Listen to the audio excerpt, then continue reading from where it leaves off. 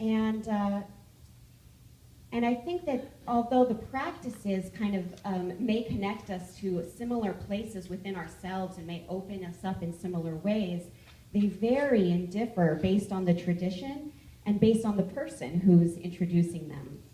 So each person here today is going to talk a little bit about how they've either reclaimed mindfulness practices from their own tradition to deepen their centers or their congregations' senses of spirituality and connection, or perhaps borrowed from other traditions their mindfulness or meditation practices to do towards similar ends.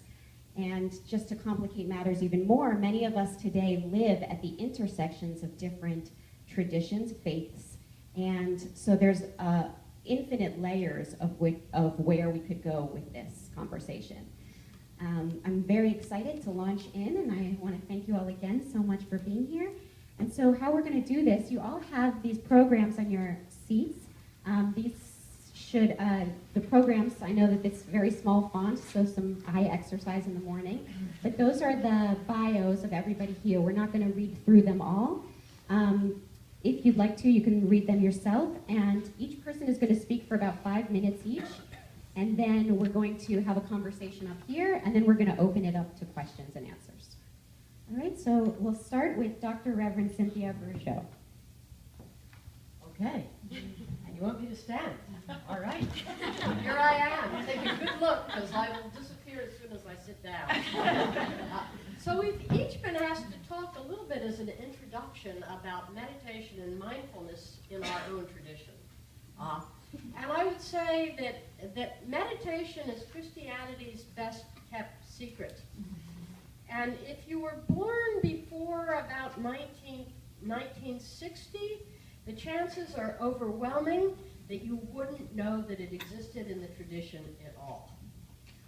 It had become niched in the Catholic tradition in one kind of corner of a part of contemplative monastic practice, which meant that you would only even be exposed to it if you were in the monasteries. And even in most monasteries, you wouldn't get it till the end of your life. And there was a catch-22 about it because it was considered a gift of the Spirit, and if you felt called to that gift, you were obviously stood condemned of the sin of pride, and therefore were not ready for it. So, with the exception, and of course when the Protestants threw out everything Catholic, meditation was Catholic. So except for the Quakers who maintained a witness and a living practice of silence, there was none. Until about the early 1970s, when two Roman Catholic monks in the Benedictine traditions independently developed simple meditation methods, which once again put meditation back in the mainstream. One was a fellow by the name of John Main, whose practice in Christian meditation was actually taught to him by a Hindu teacher, or a Pakistani Hindu. Thomas Keating, who was my teacher, developed centering prayer in a challenge to his monks when he said, is it not possible to put the heart of the Christian tradition in a simple practice that can be practiced by people? One of the monks took him up on it, came back with centering prayer. It quickly jumped the walls of the monastery, and today both of these movements are mass membership movements.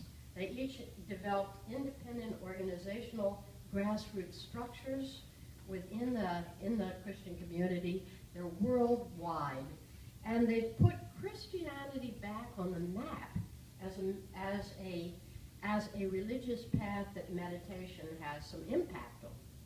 And I'm very pleased to announce that after 40 years of a lot of people doing this, it's actually beginning to change the way some Christians think.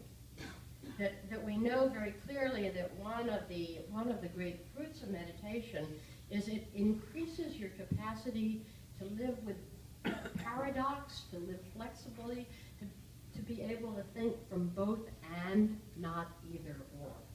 And there's a generation now, or two generations, of people working still in the Christian path who are beginning to move into the world with this different kind of mindset or heart set.